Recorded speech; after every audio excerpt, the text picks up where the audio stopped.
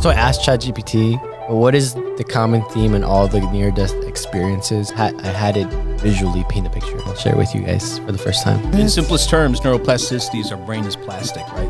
It changes based on what you do. The pod we did earlier, they were talking about. All true. Just I mean, all these corny sayings, bro. As much as I hate this like rah like stuff, it's all real. Tomorrow. Are we live? we're recording. All right, guys. Let me just preface by saying this. This is nighttime. Our specific cognitive has less filter throughout the night, so this might be a little bit out of pocket pod. So our guard is up in the morning time, and as we progress, we might have an out of pocket conversation, as you can see with my hair, bro. I feel like my filter's just off all the time. No, I'm just kidding. I feel like it's the opposite. I feel like I have less of a filter in the morning because I'm like by myself, and then as the day goes on, I'm like, I gotta turn my filter on because I don't know who I'm gonna be around. We weren't even gonna do this. Paul, you motivated us to do another pod. Dude, this looks phenomenal. I can't stop staring at the really TV. good. It looks That really good. Wait till you got the color. This is But just S-Log. I guess to make it a progressive podcast to whoever's listening to this, what is something that you've been taking away this year, right? We've only been almost 2 months already in the year. What's like a good takeaway that you've had this year? Go ahead, Tim. We'll go around. Good takeaway. I would say. Sorry. I'm like coding a website over here, so it's a little bit of a trial and error using Claude code. Go ahead. I would say probably definitely consistency is a big one. Standing on my own boundaries and not being afraid of saying no, because I think I struggled with that for a long time. And now, we're not doing that this year anymore. That's a big one, bro. I know there was like a whole struggle, even for like people like us, because we'd like to think we're pretty like noble men as in a whole, but we kind of have to learn to say no, and it's hard. Easier said than done, to be honest. Oh yeah. Easier said than done. What about Sir you, Paul? I think it has to go back to what I texted you guys earlier today. I wasn't trying to get too biblical or too religious or whatever. No, let's talk about it. Yeah. Say Christ is Lord. No. But This whole podcast is gonna be about how Christ is Lord. I'm sorry, I just couldn't see myself the camera. No, you're fine. You're fine. Oh, he doesn't want me to talk. He took my mic away. aggressive. I know. I was like, damn. Yeah, he stole my phone first, and now My he's bad, taking my my bad. mic. No, I think in simplest terms, it goes back to kind of what I was texting you guys earlier about when you're going through moments in life that you really don't understand, meaning you are at war with something, whether it's yourself or an outer enemy. I'll say that sometimes you don't need to understand the suffering, right? So specifically, so the people know what I'm talking about. We're talking about the book of Job. If no one's read the book of Job in the Bible, it is really about a man who had everything. He had a beautiful family. He had an amazing wife at a certain time. He had many children. He was very wealthy by all means of the world at the time. And God took it all away, and he got to see who was still there. And even in the face of even his wife telling him, like, you should just give up and not listen to God, and he's doing this to you, he still stayed steadfast and strong and said, no, I won't give up the faith. And out of that whole book, I think the one thing, what I was telling the guys earlier, was the one lesson I got was, at the end of it, you still had no idea why he went through the suffering. You won't know why. So I think part of it is understanding that when we're faced with really challenging times in our life, you don't need to understand why you're suffering. You need to become the person that's strong enough to deal with the suffering, because when you come out of the other side, that might be the answer right there. You'll be stronger than you were, and you don't need to understand why the bad things happen, right? So you gotta see the positive, and that sounds cliche. Yeah. Words, Yeah, right? a lot of Sounds stuff is cliche. cliche. A lot of the things that we actually learn, it's all true, Yeah, bro. the pod we did earlier, they were It's all talking true. about just I mean, like, all these corny sayings, bro, as much as I hate this like rah like stuff, it's all real. it is real. And the older I'm getting, and I'm sure you guys know this too, it's like, it's all real. Yeah. The more You're maturing. old. Yeah. Pretty old. It's like what our parents said. It's because you're always on that damn phone. That's why. Just kidding. Do your parents really say that? You know, they No, told but I they heard told that me all the they told time. me about the video games because I used to have PSP. They used to be on. No, my mom did. Bro, they're so good. They have a great But one. do they know Silver how one? that's paid off for you? Because Dude, you know what? I reminded them, I'm flying like, a drone. Like guys- the guys that I know who fly drones the best. Yep. Are gamers. Like they just know how to. Mm-hmm, You know. Dude, I thank them like every single day. I'm like, guys, thank you for letting me be me. You know, like I wasn't like a yapper or anything when I knew. I was just kind of like getting to know exactly what my little target of people are. And I didn't really find that target of people till like after high school and college. But yeah, bro, it's cool to like point out and tell your parents like, hey, thank you for letting me be me. And Yeah. who know? And I was gonna ask you guys this question, not to get like ahead. Like, do you think that we are actually wired through our brains, or what percentage are we wired? It could be like 60-40 of like we're for sure determined to be this person, or are we changing through our circle? It's a really hard question because I think it really depends on like who you're talking to. I feel like for me, as somebody who has like, you know, ADHD and stuff like that, like some things I struggle with, dude, like I feel like I'm constantly like at battle with myself, and I'm constantly like, why can't I do this right? Why can't I do that right? But that's just me. Like I'm my own worst critic, you know. I Like, kind of feel like that's all of us, no? yeah. And I feel like, hold on, repeat the question one more time. It was So like- let's say my parents didn't decide to come here, right? And I let me be myself, and with the people I was around, I wasn't really influenced by anyone around me, but I was influenced by whoever I watched online and whose values I shared and wisdom I shared. Now, would that be different, me being a creator here in the US or growing up in Mexico, where maybe I was like not with the best circle around, right? But at the end of the day, we I do have see. internet in both worlds. Was I pre-selected to be a creator, or let's say I was still in Mexico as a kid and I would have been something else? Oh, okay. You're like asking like how much of it is like nature versus nurture kind of deal? Okay. By the way, this is eucalyptus for those of you asking. It's not what you think. Eucalyptus. Eucalyptus. Bro, it's like my vape, but it's a healthy vape. Go ahead, sorry. I need a regular unhealthy vape. What was I gonna say? I think kind of circling back to what God was saying about God, I think God does gives us certain gifts. And whether or not we use those gifts is like completely up to us. You know what I mean? It's about free will, right? And there's plenty of people who I've met who are like super talented, who did nothing with it. And they're talented people, but they're just, you know, they just never use their gifts. And then I, you know people who used their gifts and have, you know, made something out of themselves from it, you know, or used it to elevate themselves in some way or another. So I think everyone everyone is born with like a natural ability to do something really well, but whether or not it's like a plant. Like you can get like a really cool plant and it looks awesome in your living room and you got the feng shui going on. Because you're like, I don't want to do fake plants. I want the real deal. But if you don't water that plant, just like you don't water your gifts, you don't water your relationships, it's going to die. It's true. And it's also part of who you are in a sense, right? Yes.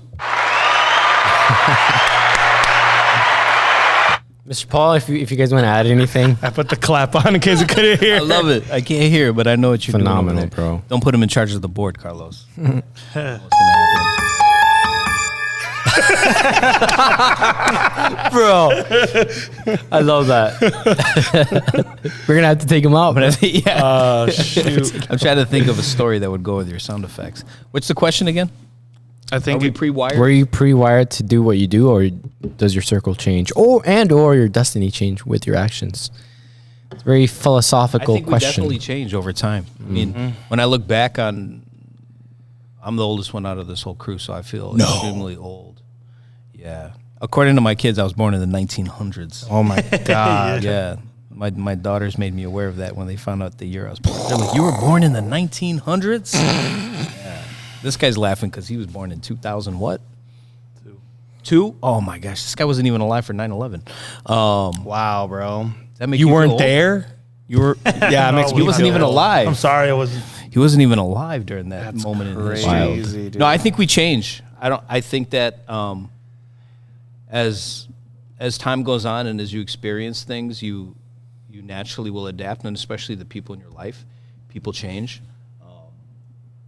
and your friends change, family change, everybody changes. You have to change. If you don't change, I mean, what kind of life is that? Right? How do you grow? Yeah, how do you grow? How do you grow? If the seed stayed the same, Especially still be in the dirt. especially when life changes and the experiences you go through. Yeah. Tell us about your life experience, Salvador. The youngest one at the table. What's Right. going on with you? That's crazy. What do you mean? I feel like I'm 30. He's been married for 15 years. He has 12 kids. As you kids say, At 23. sorry, chat. Right? Sorry, chat. Sorry, chat. Hey, chat. Salvador is taken. He is married. Damn. With child. Rats. Sorry. We both got to learn from Sal, bro. We did I think something we just wrong. lost like I 30 did viewers something because now they know he's married. incredibly wrong. we got to learn from you guys. And it's cool because, like, I guess the overall theme is, like, there's no right or wrong. Like, you could, like, there's two aspects. There's my realistic brain and there's my philosophical religious brain. My realistic brain, it's like, there's no right or wrong. Literally, you could just go in a world and meet the love of your life, or you can also stay here and meet someone at the love of your life at like a library or at the gym, right? And then that's considered love of your life. So it's kind of overwhelming to think the options, but in the other side, there's also like, hey, you're predestined to do this, and it kind of brings a level of safety. But I guess the answer is just to go with your gut instinct and make your better version of you, whichever comes out the better version of you. I mean, what do you guys think? Maybe I'm wrong. I don't know. It's a tough one. I think about like my past a lot and like what would be different if I did things differently, if I made different choices. And I don't know, like I think it just depends on like everyone's experience, right? Like for me, if God came to me, came down tomorrow and was like, "Hey, I'm going to give you the chance to like restart from a certain point. You're going to have all the knowledge that you have currently at this age, but we're going to set you back to like, say like 2016. Dude, I would take that in a heartbeat. Yeah. With the same mind you have right now. Yes, but I don't know. It's a tough one, man, because then I think about, I don't know, dude, at the end of the day, I try not to think about that too much, man, because if the more I think about that and the more like what ifs I have in my brain, I think that causes me greater like unnecessary anxiety and suffering, because as somebody who is like their own worst self-critic, I do have a tendency to be like, I should have done this better, I should have done that better, and wallow in my own self-pity, which isn't healthy. So I'd much rather just take the route of like, everything that's supposed to happen is going to happen, and that God is in control, and that I'm just supposed to trust him. And I know we're kind of like going back to the religious thing, but it is a big part of, I feel like, all of our lives. And I just think, I don't like to be shy to talk about it, but that's just my point of view. Yeah, it's an interesting thing that always happens in my mind, but like anything, I always give my highest respect to a higher power. And more than anything, right? Just become a better version of us. That's as much as we could do. Yeah. You guys haven't had any near-death experiences, have you? So I asked ChatGPT, what's the most common experience out of all, and realistic ones, right? Out of all, it could be some crazy ones. It could be some chemicals in your mind. But what is the common theme in all the near-death experiences, and what does that mean, right? So I asked it, and I'm like, okay, paint a visual picture of what people would most accurately see and or experience. And I've asked this, right? And I wanted to visually see exactly what people would see. And as corny as these lines would sound about, hey, you follow the light, I had it visually paint a picture, and I'll share it with you guys for the first time. And as pictured, you see a light and you see some type of string, kind of like metal, pulling you up. And then on top of that, there's also people observing you. So this is the most accurate, at least what AI could say, the most accurate picture of what you would see. And it's not to like bring a negative connotation to death, but I'll put it up when I edit. But yeah, I mean, that's the most accurate depiction of what people have seen. And I think it's pretty cool to just, I guess, visualize and paint a picture of your head. But most people say that they felt at peace, and they feel calmness, and they're no longer scared of death. So it's cool to like see what people do right after. And most people are like, yeah, so right after having that experience, a lot of people try to get more connection towards other humans, try to do more experiences, and try to feel more at peace. So, something to think about while you're actually doing life itself, in this journey of life. But I mean, either way, not to get too philosophical, just something that. Are you familiar with neuroplasticity? Yeah, 100%. So I did it this morning. Yeah. Instead of brushing my teeth with my right hand, I do it with my left use hand. your left. So in simplest terms, neuroplasticity is our brain is plastic, right? So it changes based on what you do. Yeah. Right? And what you expose yourself to. So imagine your brain is like a pile of Play-Doh. If you press in the same place constantly, it's going to have an impression of that specific thing over time. So if you practice being calm, you will be calm.